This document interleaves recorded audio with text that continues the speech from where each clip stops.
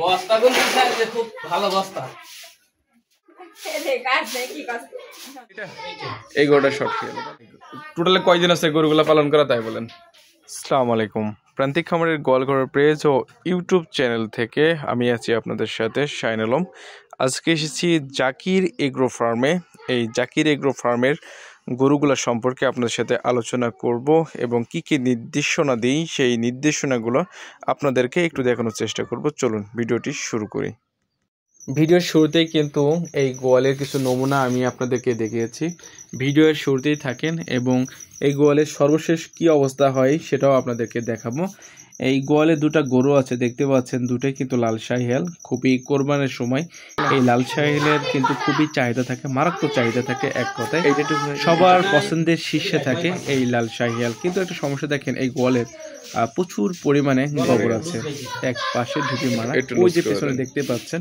এবং এর নমুনা কিন্তু আমি আপনাদেরকে প্রথম দেখিয়েছি। আপনাদের এই উদ্দেশ্যে এই ভিডিওটা করা কি জন্য জানেন? আপনার গোয়ালে যদি এরকম পরিস্থিতি থাকে, এতে করে আপনার গোয়ালে মশা এবং মাছির উপদ্রব বেড়ে যাবে।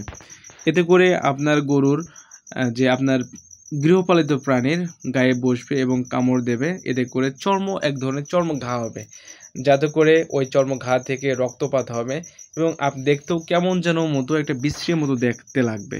এবং দামের ক্ষেত্রে কিন্তু চামড়া নষ্ট হয়ে গেলে কিন্তু ওই গরুটির কিন্তু খুব একটা দাম থাকে না, যেহেতু লাল শাহিওয়াল দেখতে একটু অন্যরকম অনুভব হয়। দেখেন, আমি কিন্তু খামারিকে কিন্তু বললাম যে ভাই গোবরগুলো আগে সরাতে হবে। ওই যে ভাইটিকে দেখতে পাচ্ছেন, ওই ভাইটিকেও কাজে লাগিয়ে দেবো একটুক্ষণ পরে। দেখুন, ওই ভাইটিকেও কাজে লাগিয়ে দেব যেন একসাথে পরিষ্কার পরিচ্ছন্ন করতে পারে এবং গোয়ালটা যেন দ্রুত পরিষ্কার হয়ে যায়, যাতে করে মশা এবং মাছির উপদ্রব থেকে এই গোয়ালের দুইটি গরু, লাল শাহিওয়াল গরু, যেন একটু নিরাপদে একটু শান্তিতে যেন ঘুমাতে পারে এবং শুতে পারে।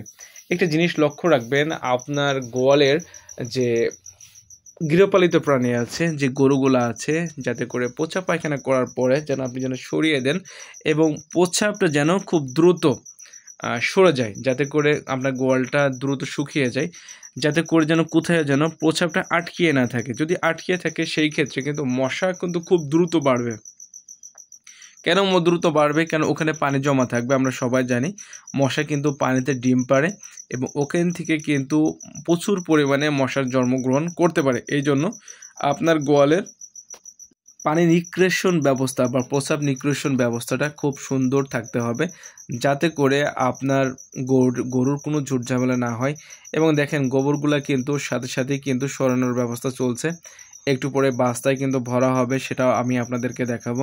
আপনার গোয়ালে যদি এরকম অবস্থা থাকে, অবশ্যই আপনার নিজ দায়িত্বে, কারণ দেখেন, আপনি যেরকম কোনো নোংরা জায়গায় থাকতে পারে না, আপনার গৃহপালিত প্রাণীকেও নোংরা জায়গায় রাখতে পারেন না এবং তারাও কিন্তু একটু স্বাচ্ছন্দ্যে থাকতে চায়। দিন শেষে তারাও ভালো থাকতে চায় এবং ভালো খেতে চায়।